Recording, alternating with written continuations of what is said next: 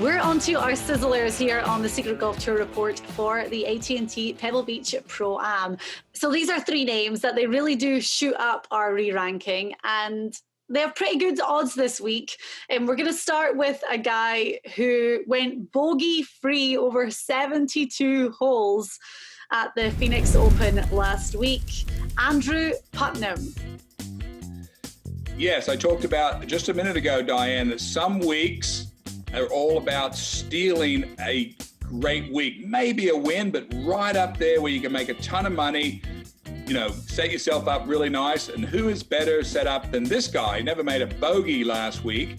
He's got I refuse to put anyone in this category that's going to springboard up the board without green in three categories: putting, and chipping, or putting, and greens in reg. Yeah. Putnam has that combination, so that's why he's one of our Sizzlers this week. He was actually first for greens in reg at Phoenix as well. So to be first in greens in reg and to not have any bogeys all week, I mean, amazing. He ended up finishing 7th, and his numbers are good. You were talking about putting. It's all about that putting from 5 to 10 feet, 36th on the PGA Tour. So things are looking pretty bright for Putnam. I should say he's 125 to 1 as well. So there's a lot of value in that pick, I would say.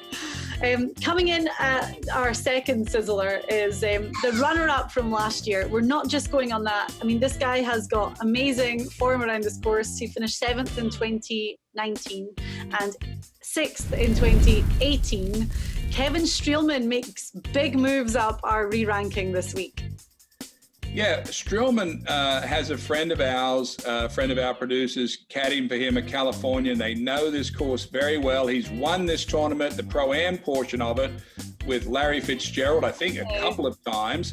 What does he do good? He's a good striker, hits the ball high, knows this course very well. I'm looking for guys that are willing to fight this week, guys that can pitch the ball onto the green when they do miss a green and make that 5-footer. So he has all the ingredients. Yes, he's played well here, but that's what I got to know if I'm going to pick someone that's going to move up, Diane. I need experience. 14th greens in reg here, well, for the PGA Tour right now, and he's 60th in total driving. So it's just like we always say, if they can just outperform one stat, if he can get hot on the greens, and especially these are greens that he knows well, he's familiar with, in that he's had good results here before, could all come together for Streelman. Yeah, and you've heard this before. Sometimes at Pebble Beach, 20 feet below the hole is better than 4 feet above the hole. And you say, oh, what do you mean? Well, these greens are very tilted, Diane. So sometimes you have to back off and be 20-foot uphill putt. Or if you miss a green, you've got to chip it so you can have an aggressive roll. All this comes into being experienced around this golf course. It's very important. And then our final Sizzler is another guy with good form right now. He had the chance to win the American Express just a couple of weeks ago. He was leading heading into the final round and then kind of fell away a little bit. But his form has been good, and that is Max Homa. Yeah, Max Homa, Californian guy, very vocal on social media, accepts his failures very well. That tells me a lot because it gets him over it so well. I don't like a guy that goes off in the corner and stews about it. He's over that. He's up for the challenge, and he's used to these kind of conditions. I'm always looking for guys that are good on this kind of turf. Honman knows this course. He knows how to play in California, and that's very important to me. And I think his form is good enough to be able to prove to himself that he can do it here. Yeah. You talk about Max Homa on Twitter, and he's got like a huge social media presence. He's very funny, very sarcastic.